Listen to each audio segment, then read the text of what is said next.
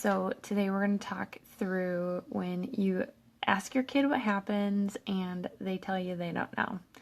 And you know that they know what happened. This is something that happens all the time.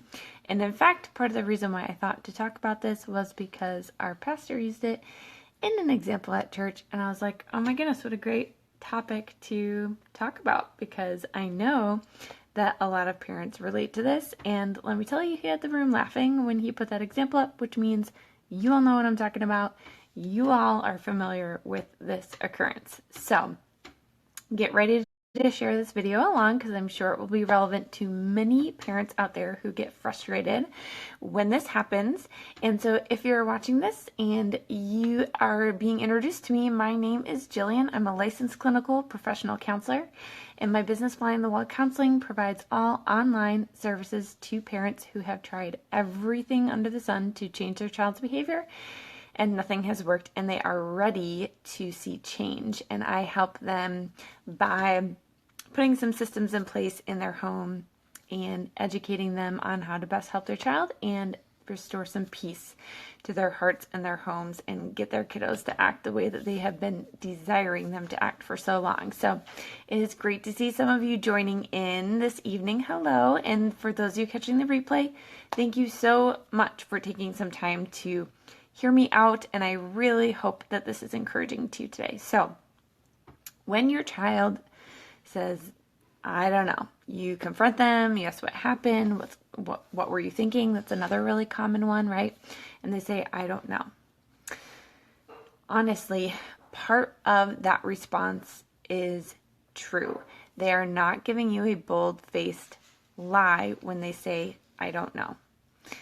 Part of the reason they're saying they don't know is because they know they did something wrong. They know that they know what the right thing to do is. They know that you're going to call them out. They know what you're going to say. They know what they were supposed to do. But in that moment when the mistake was made, they didn't know what was happening.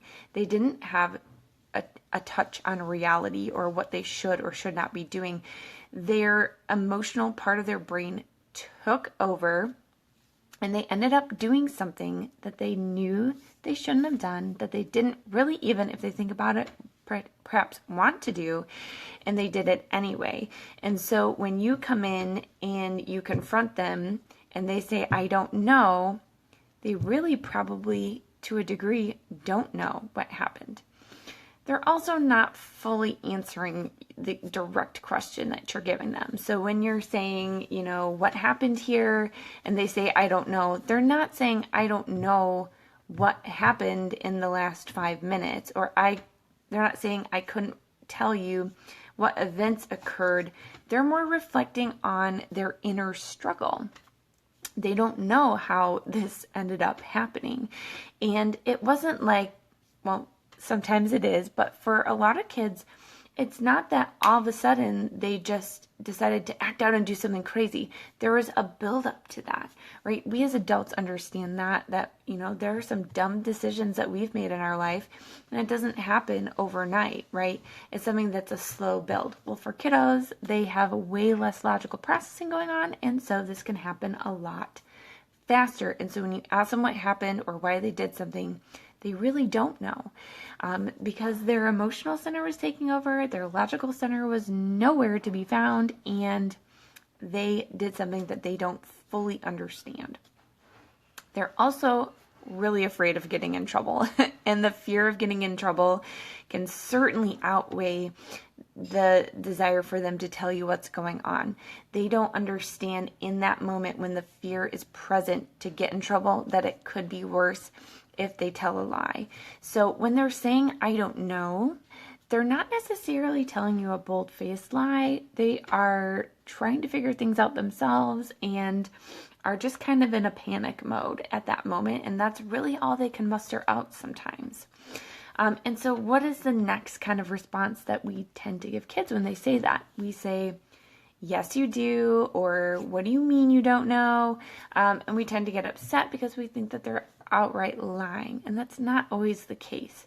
So in that moment, if your child appears to be a little bit remorseful for what happened, even if they're remorseful for the fact that they got in trouble, if there is that remorse there, recognize that.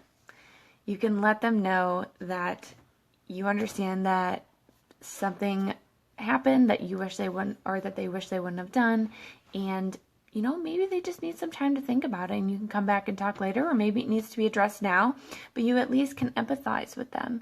And so I encourage you, when your child says, I don't know, remember, they're not giving you a bold-faced lie. They're not trying to be outright defiant.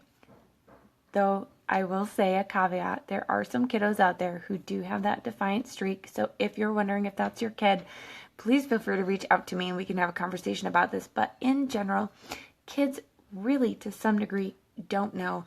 And in that moment, they're not able to really cognitively process and answer the question that you're giving them, because the emotional center of their brain is so lit up that they really in that moment don't know how to cognitively and appropriately answer that question. So I hope that that was helpful to you all.